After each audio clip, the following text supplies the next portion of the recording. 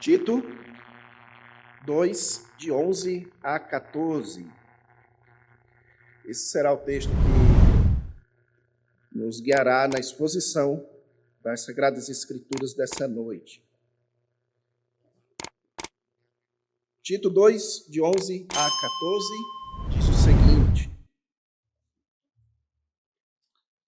Porquanto a graça de Deus se manifestou salvadora a todos os homens, educando-nos para que, renegadas a impiedade e as paixões mundanas, vivamos no presente século sensata, justa e piedosamente, aguardando a bendita esperança e a manifestação da glória do nosso grande Deus e Salvador, Cristo Jesus, o qual a si mesmo se deu por nós, a fim de remir-nos de toda iniquidade e purificar para si mesmo um povo exclusivamente seu, zeloso de boas obras. Amém? Vamos orar. Amado Deus, querido Pai, nós pedimos a Ti, Senhor, que nesse momento o Senhor abra a mente, o coração do Teu povo aqui reunido para receber as preciosas lições da Tua palavra.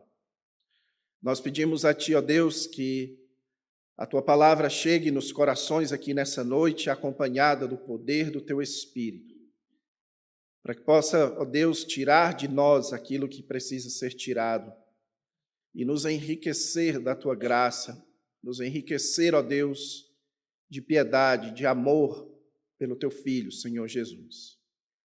Abençoa-nos, Senhor, em nome do Senhor Jesus Cristo. Amém.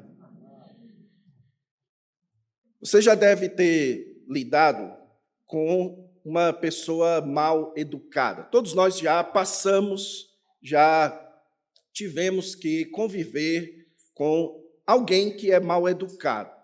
E nós chamamos de mal educado uma pessoa que não apresenta no seu comportamento uma maneira adequada de convivência. Seria coisas do tipo furar uma fila, não respeitar o espaço dos outros, interromper quando alguém está falando, não cumprimentar e etc. São exemplos, meus irmãos, isso aqui são exemplos daquilo que a gente chama de falta de educação. Ou seja, como é que a gente entende que uma pessoa é mal educada? É quando ela não apresenta as características de alguém que tem educação. Ela não foi devidamente instruída, ela não recebeu aquilo que precisa aprender para se comportar de forma adequada. Pois bem, o texto que você e eu acabamos de ler é um texto que fala algo muito interessante, mas por vezes muito esquecido a respeito da nossa salvação. A palavra central, mais importante no texto que a gente acabou de ler, é essa primeira palavrinha no verso 12, quando diz, educando-nos. Note que o apóstolo Paulo aqui, que foi quem escreveu essa carta, ele diz que a graça de Deus que se manifesta salvadora a todos os homens, e não entenda todos aqui como todos os seres humanos sem exceção, ele está utilizando o termo todos de acordo com o contexto que ele estava instruindo as diversas classes de pessoas na igreja. Ele fala dos idosos, das idosas, dos homens, das mulheres, e ele diz que a razão pela qual nós precisamos nos comportar de determinada forma na nossa caminhada com Cristo é porque a graça de Deus, ela se manifestou salvadora a nós. E quando a graça de Deus, ela se manifesta salvadora, quando ela nos salva, ela nos educa. É isso que o apóstolo Paulo está dizendo aqui, que a graça de Deus, quando ela salva, ela educa. E que graça é essa aqui? O apóstolo Paulo fala a respeito dela no capítulo 3, no verso 5, quando ele diz que Deus nos salvou mediante o lavar regenerador e renovador do Espírito Santo. Então, a graça que salva é uma regeneração, é uma renovação, é um ato de nos dar uma nova vida. E quando o apóstolo Paulo, então, diz que a graça, quando ela salva, ela educa, ele está falando daquilo que é o efeito da nova vida em nós.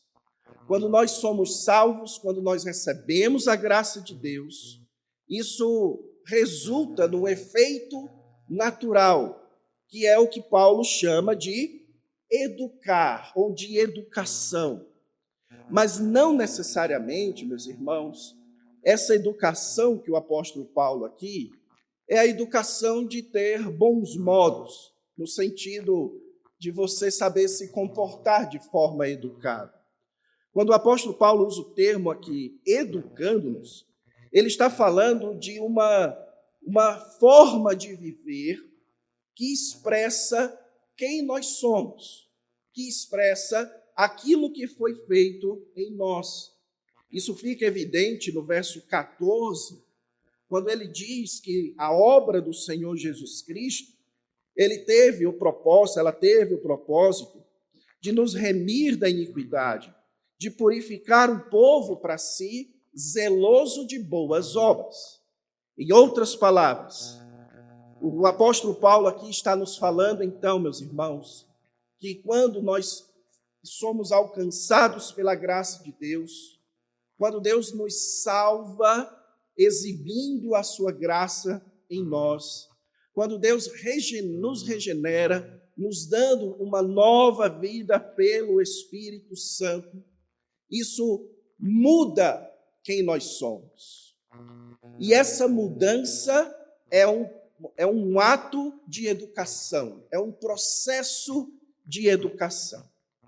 Então, eu quero falar com vocês aqui sobre o que é ser um crente bem educado. E, em contrapartida, o que é ser um crente mal educado. O que é ser um crente que expressa na sua vida que ele, de fato, foi educado pela graça de Deus. E como a gente está falando de educação, obviamente, meus irmãos, todo processo de educação envolve testes, envolve uma provinha, para você saber se você está indo bem nesse processo de educação. Pois o que eu quero trabalhar aqui com vocês nesse texto é uma provinha de 3 questões, onde eu vou apresentar para você aqui as características que o apóstolo Paulo coloca como sendo características daqueles que estão sendo educados pela graça de Deus. E aí você vai marcando. E no final você pode avaliar, você pode perceber se de fato você já foi alcançado pela graça de Deus ou ainda não. Em primeiro lugar, meus irmãos, primeiro sinal, primeira característica daqueles que foram educados pela graça de Deus é o abandono de uma vida de pecado. Veja que o apóstolo Paulo diz: educando-nos para que, renegadas a impiedade e as paixões mundanas. Note, meus irmãos, que o apóstolo Paulo, em primeiro lugar, descreve essa educação como algo que aconteceu no passado, renegado, algo que aconteceu, uma atitude em relação ao nosso passado. E essa atitude é descrita como um ato de negar. E deixe-me dizer a vocês, meus irmãos, que a forma como esse verbo aqui, renegada, aparece no texto original do Novo Testamento, indica que isso aqui não é necessariamente um processo. Paulo não está falando aqui de um processo de você ir negando a sua antiga vida. Ele está falando de algo concreto, algo que de fato aconteceu.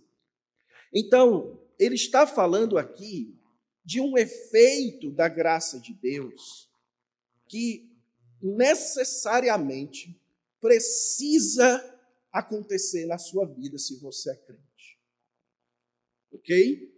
É algo que não é um processo, é algo que não é uma opção, mas é algo que é um efeito necessário, algo concreto. Se você foi alcançado pela graça e educado, então você renega.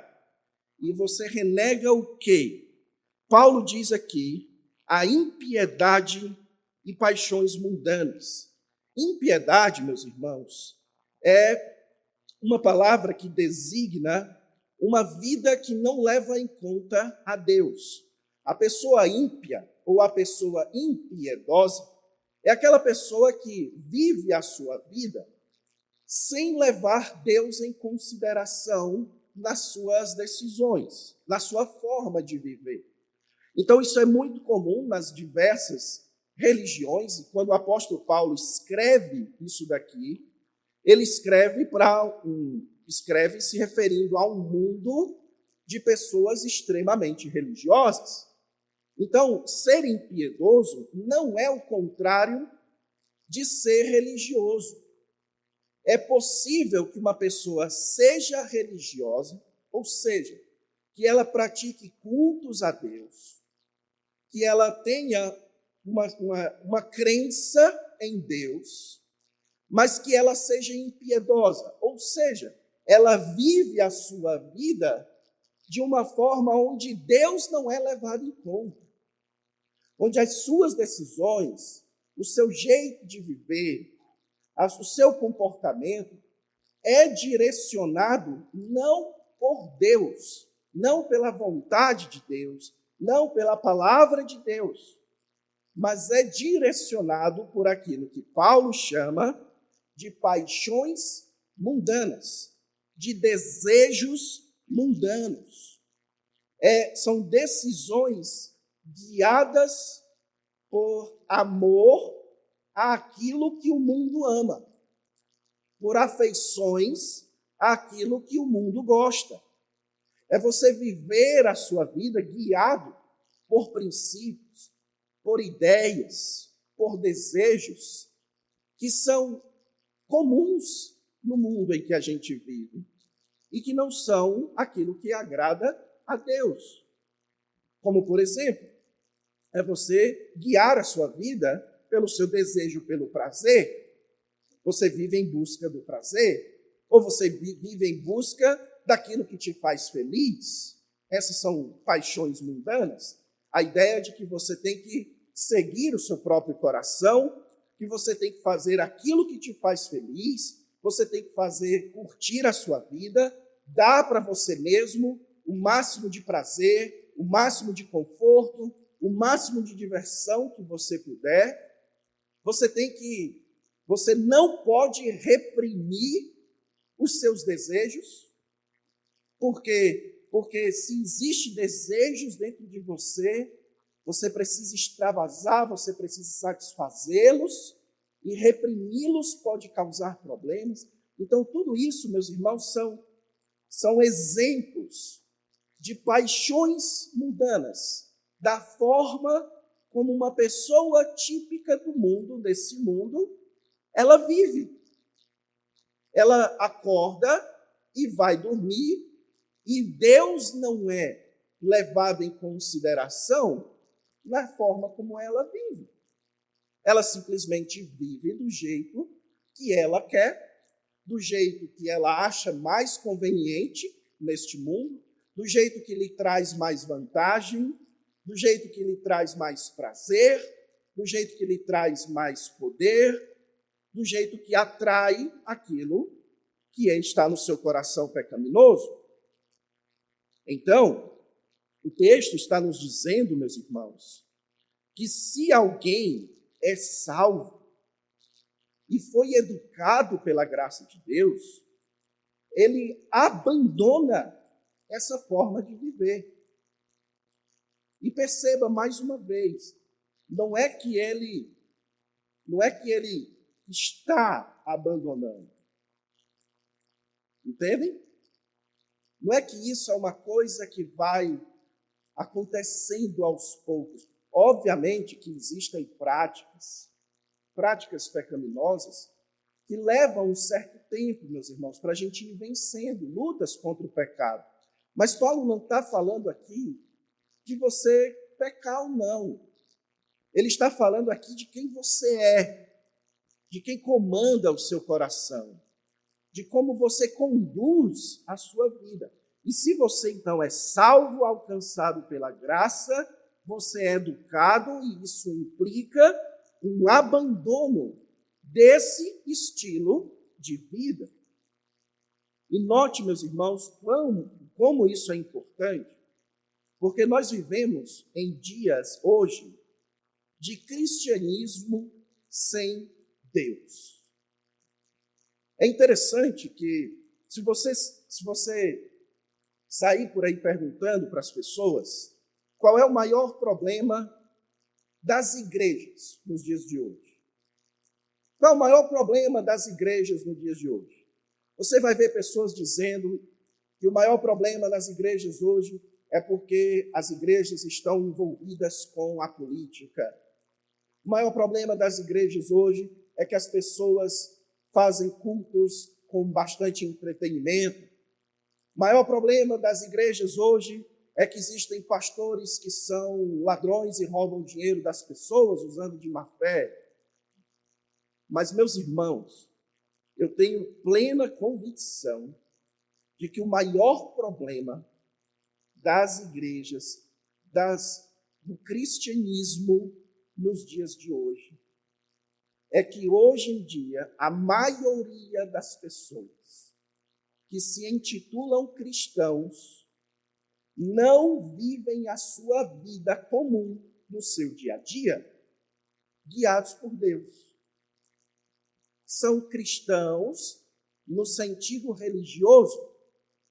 Eles possuem práticas religiosas, de culto, de liturgia, mas o seu estilo de vida diário, a forma como ele se comporta, a forma como os momentos em que ele expressa quem ele de fato é, não é guiado por Deus.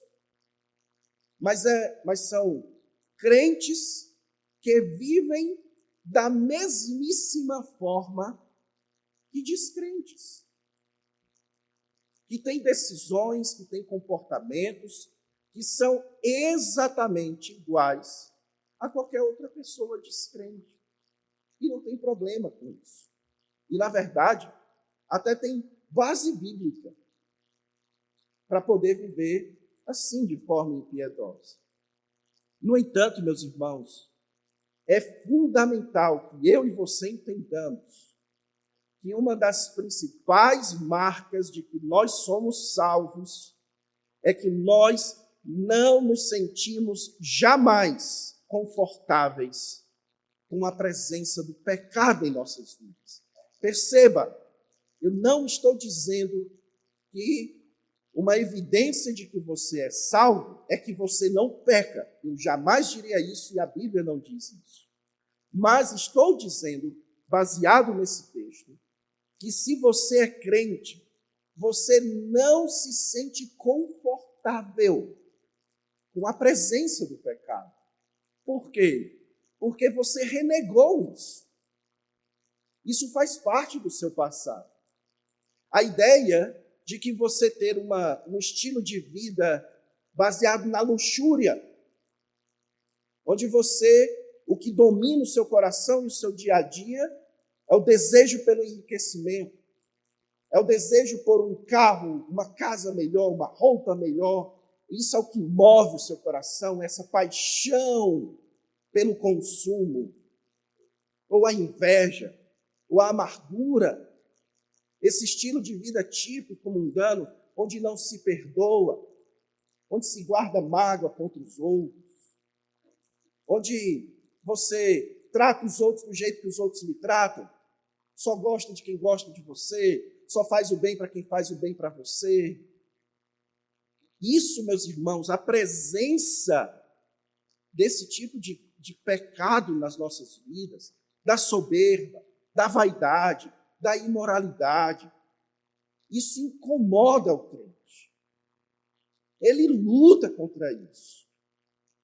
porque ele já negou um estilo de vida onde ele se alegra, onde a pessoa se alegra e se sente bem com essas coisas em sua vida.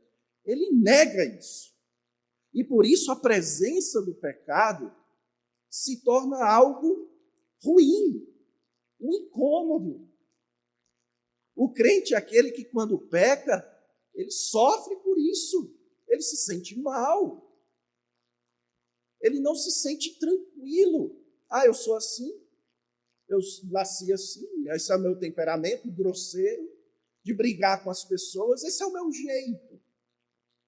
Isso é um estilo de vida mundano, meus irmãos, onde você verifica um pecado na sua vida e você diz, está tudo bem, esse é o meu jeito, é assim que eu sou.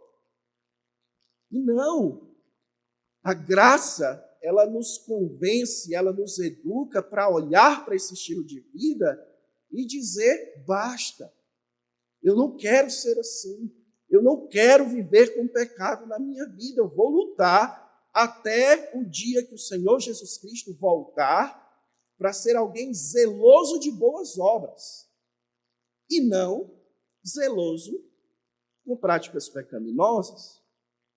Portanto, meus irmãos, se nós temos pecado em nossas vidas e esses pecados estão em nossas vidas de forma confortável, a ponto de que você não luta contra eles, você não, na verdade, muitas vezes, acaba temendo perder esse pecado, acaba tendo medo de não poder mais pecar assim. Então você precisa parar diante de Deus, reavaliar o seu coração, reavaliar a sua fé. Lembrando sempre, meus irmãos, que o nosso Deus, ele não está com o seu dedo de juízo apontado para você ainda. Então, uma vez que você chega diante de Deus e diz, Senhor, eu percebo que a tua graça não está em mim. Eu percebo que o meu coração ainda ama o pecado e eu não quero mais isso. Eu me arrependo, eu renego isso. É claro que Deus será misericordioso com você e dará a você o seu perdão. Portanto, meus irmãos, esse é o primeiro teste de se de fato nós estamos sendo educados pela graça de Deus. O segundo é apresentando um estilo de vida que agrada a Deus. Então, o primeiro é abandonando. O segundo, apresentando um estilo de vida que agrada a Deus. Veja que agora o apóstolo Paulo vai falar no tempo presente, educando-nos para que, renegados a impiedade e as paixões mundanas, vivamos no presente século sensata, justa e piedosamente. Perceba que agora nós somos chamados a uma vida, a uma prática de vida. A graça de Deus, ela se manifesta em um estilo de vida, em uma apresentação de uma forma de se viver. E Paulo descreve essa forma de se viver através de 3 palavras, sensata, justa e piedosamente.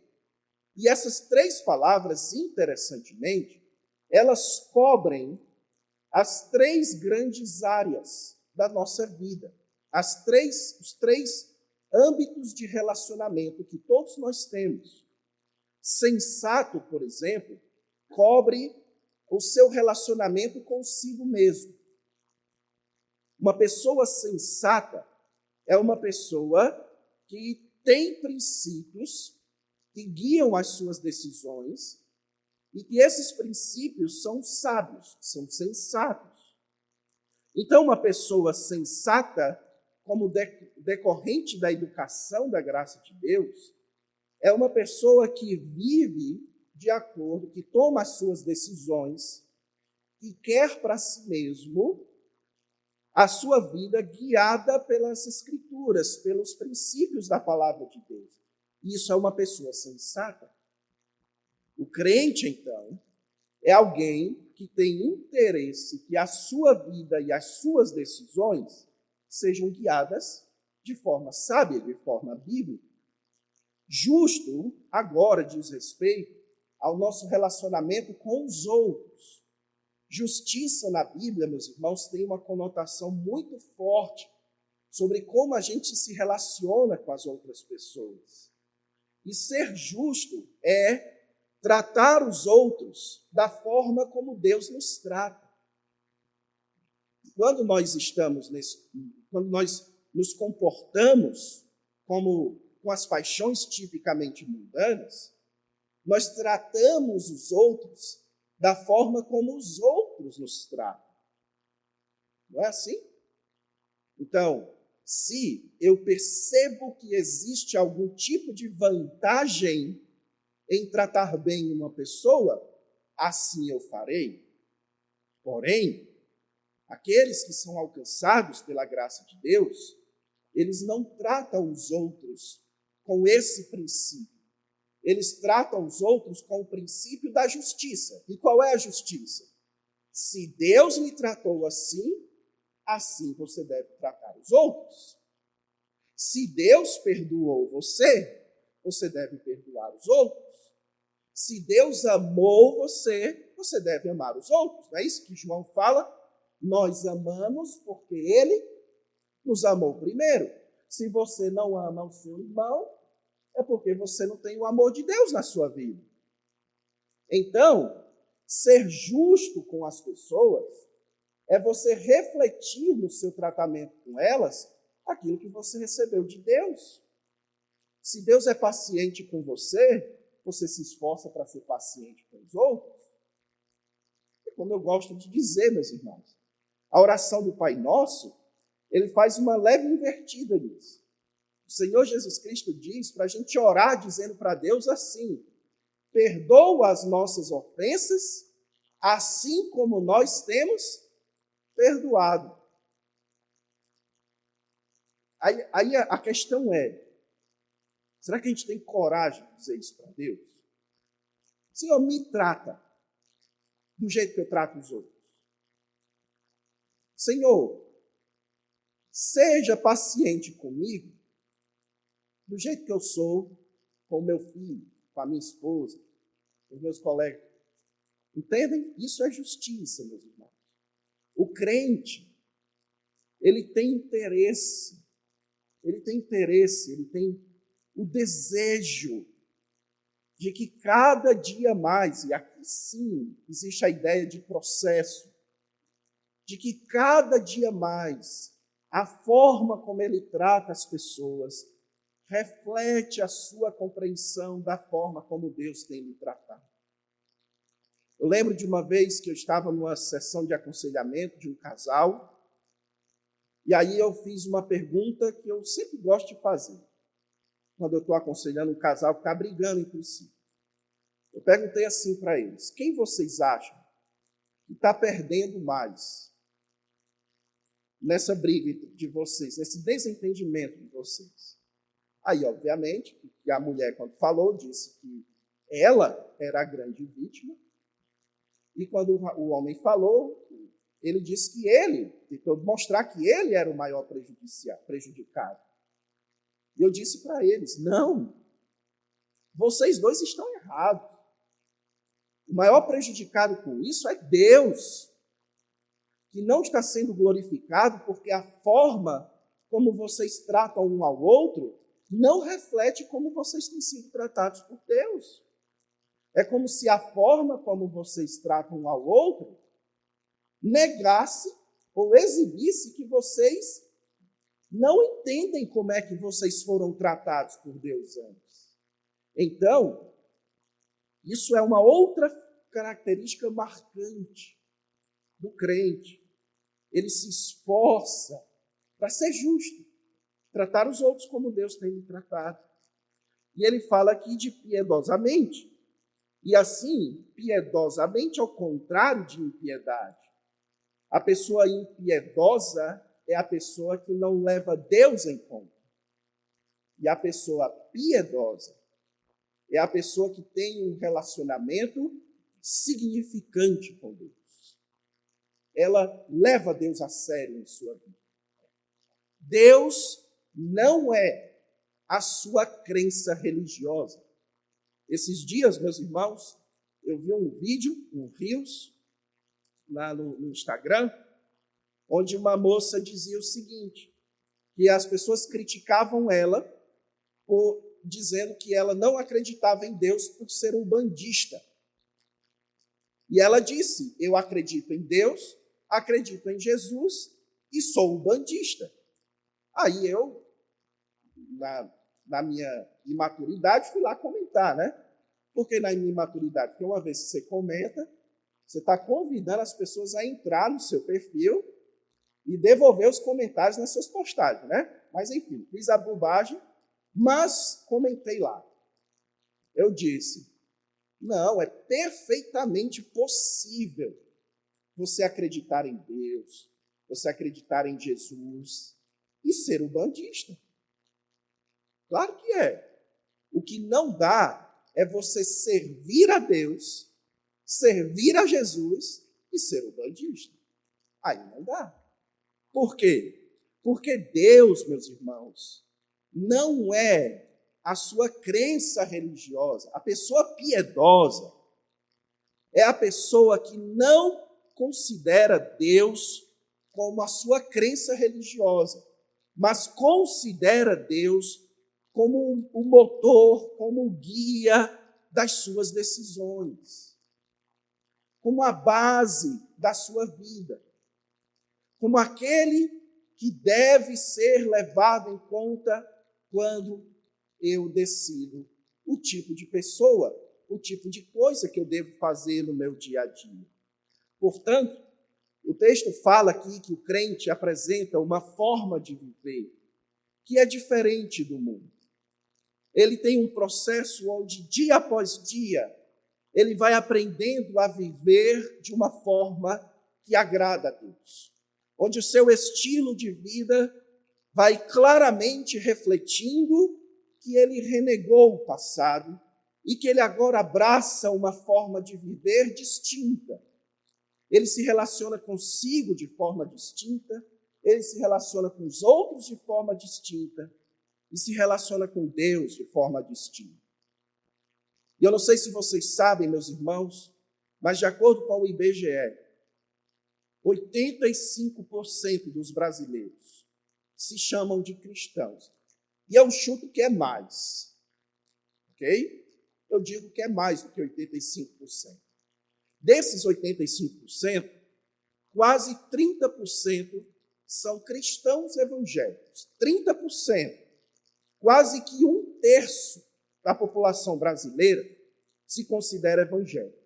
Agora eu lhe pergunto, se quase a metade dos brasileiros se considera evangélico e quase a totalidade dos brasileiros se considera cristão, por que que o Brasil é do jeito que é?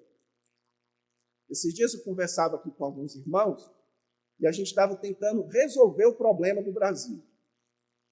E a gente chegou à solução. O que é que resolveria o problema do Brasil?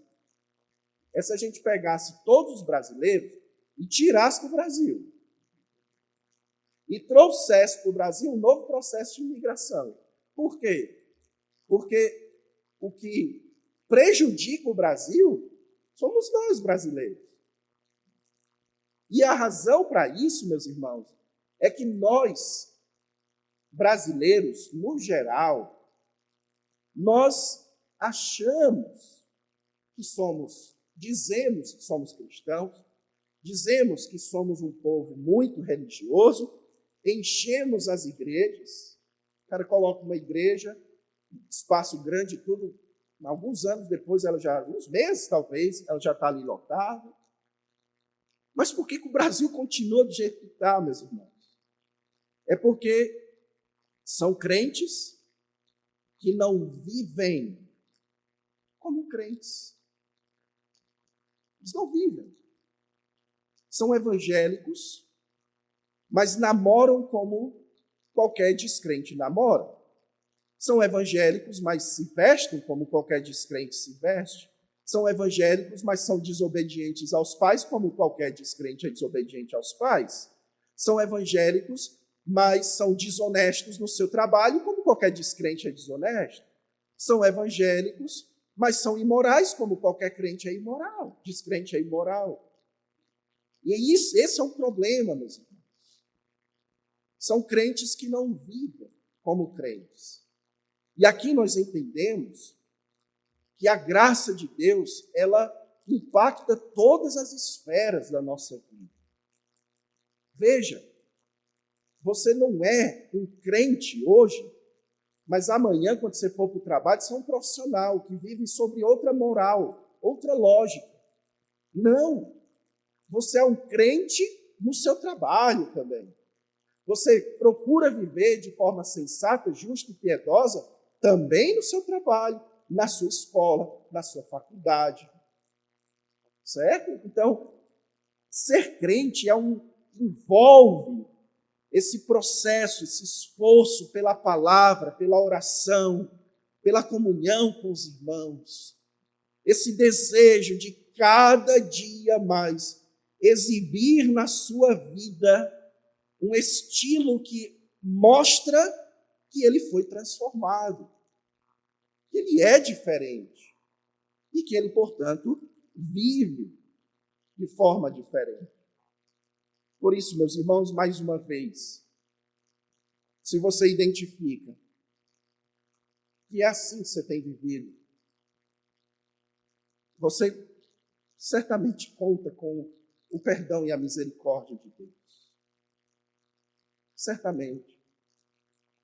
Deus não está ainda com o seu punho cerrado. Deus está com suas mãos estendidas para salvar, para perdoar, para exibir a sua graça e misericórdia. Então, se você se entristece, saiba que Deus não te sustenta da sua tristeza. Ele quer alegrar o seu coração, oferecendo perdão, oferecendo a oportunidade para que você viva de forma piedosa, sensata e justa. E em terceiro e último lugar, meus irmãos, a terceira característica que mostra a educação da graça de Deus é esperando a vida eterna. A gente já falou aqui de abandonando, já falamos de apresentando no estilo de vida e agora esperando a vida eterna. Ou, para deixar tudo com ar, aguardando, certo? Veja, o verso 13, inclusive, começa assim: aguardando a bendita esperança e a manifestação da glória do nosso grande Deus e Salvador Cristo Jesus. Aguardar, o verbo aguardar aqui, meus irmãos, ele é muito interessante, porque o verbo aguardar não significa apenas esperar por alguma coisa. Ok? Quando o apóstolo Paulo usa o verbo aqui, esse verbo aguardar, ele está falando de alguém que aguarda com uma atitude de aguardar. É quando, por exemplo, você vai para um aeroporto esperar que alguém vai chegar no avião. Então, você não está ali simplesmente esperando. Você está com aquela expectativa, com aquela boa ansiedade de ver a pessoa.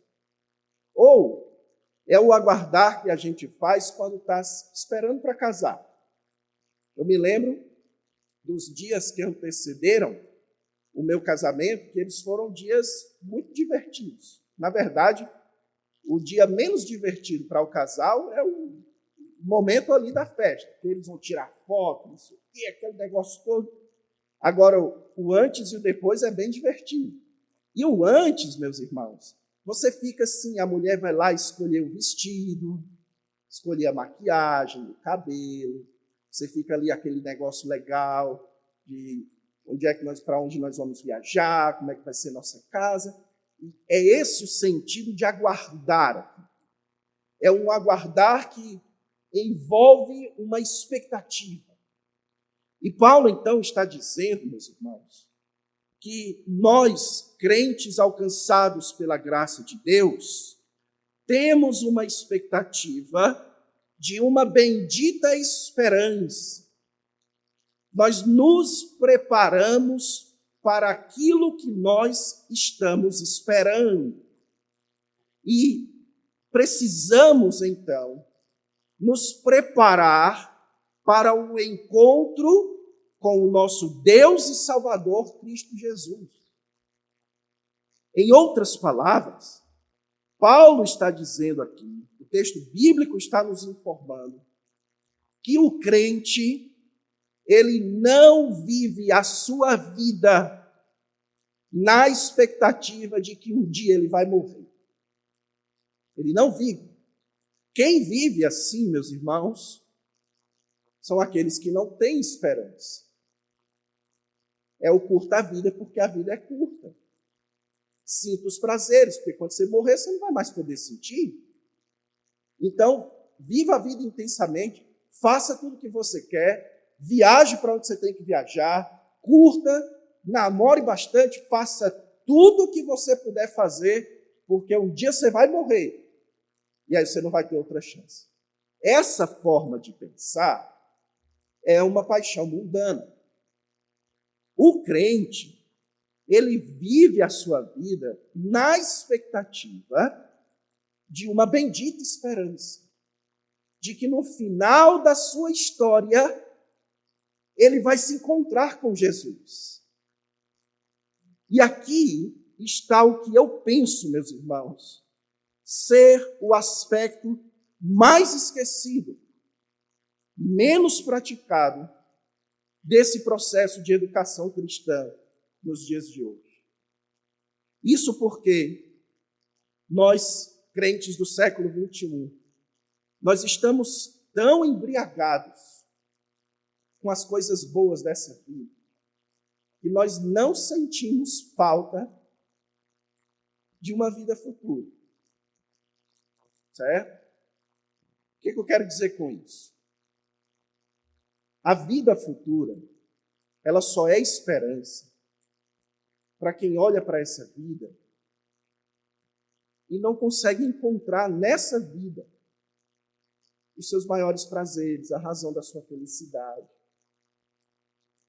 Eu conheço pessoas, meus irmãos, eu já conheci uma irmã que ela tinha lutas constantes com depressão, com sofrimentos na vida dela, com dores infligidas, inclusive, por outras pessoas. E ela não conseguia sentir prazer nessa vida. Não consegue, na verdade, sentir prazer nessa vida. Todas as vezes que eu me encontro com essa irmã, eu tenho conversas muito tensas com ela.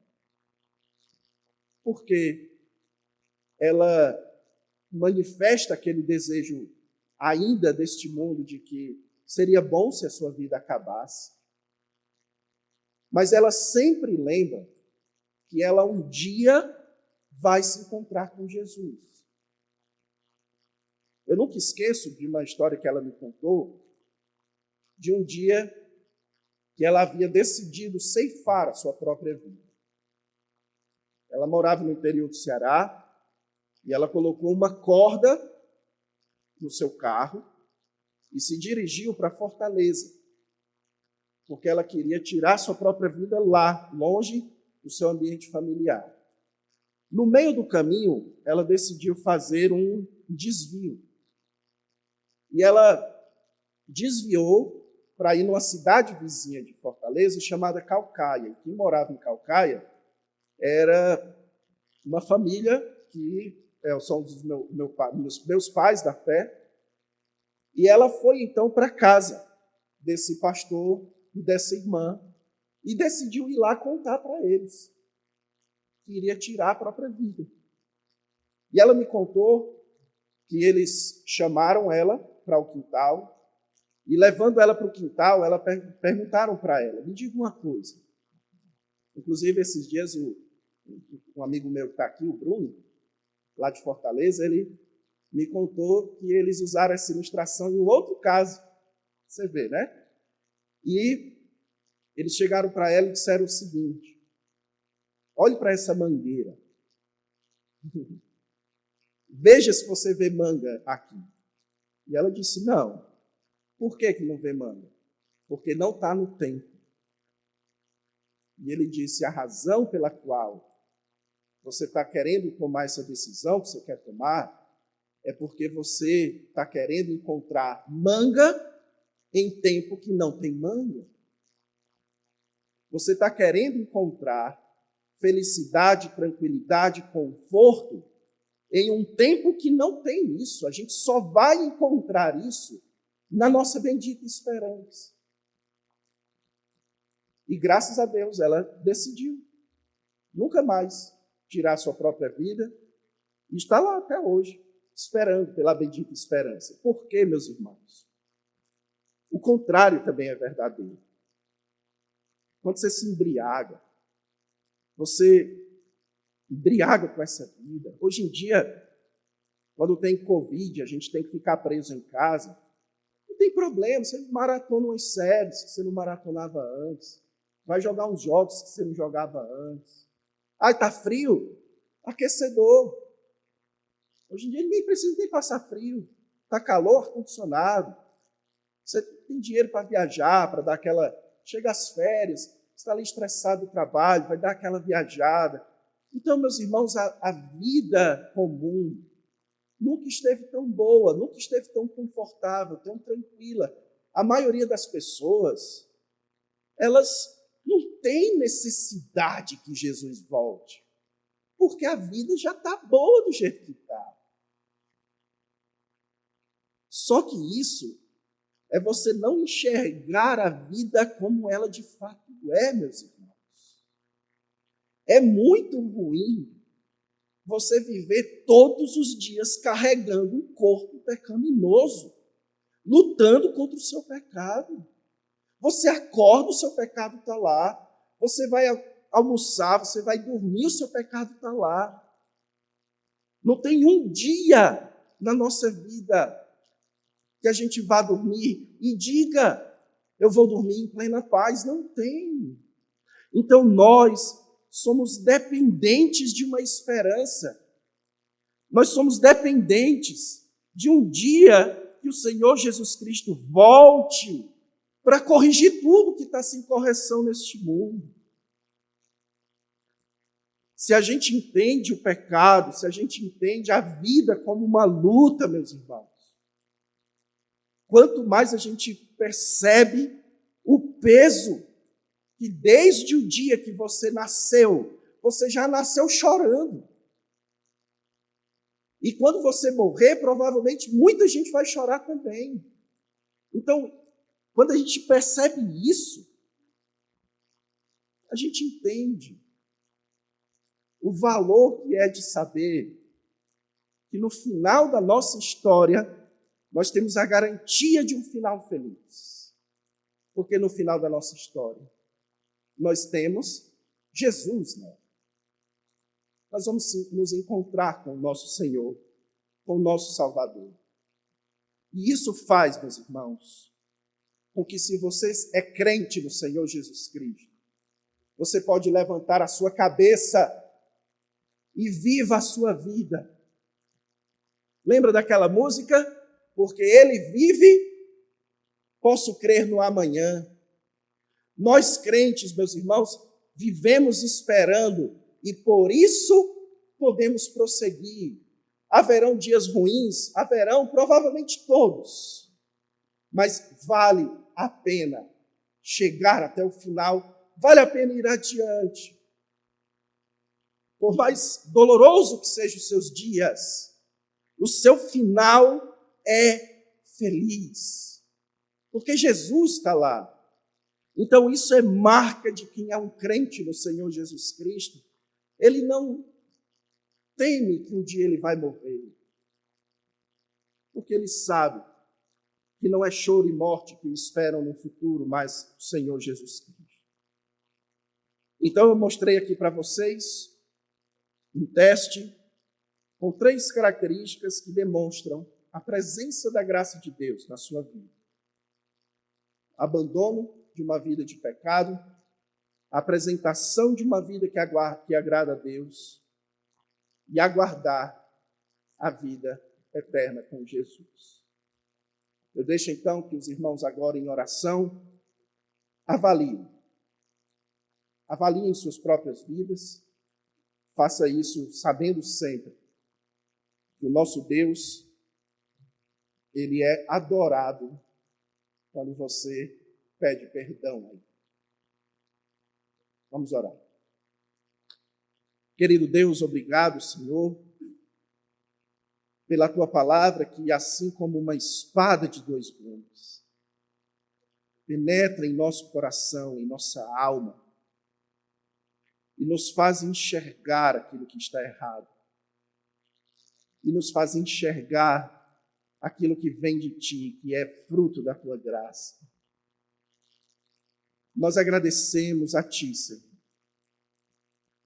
por podermos contar com o teu amor que foi expresso acima de tudo na cruz do Calvário.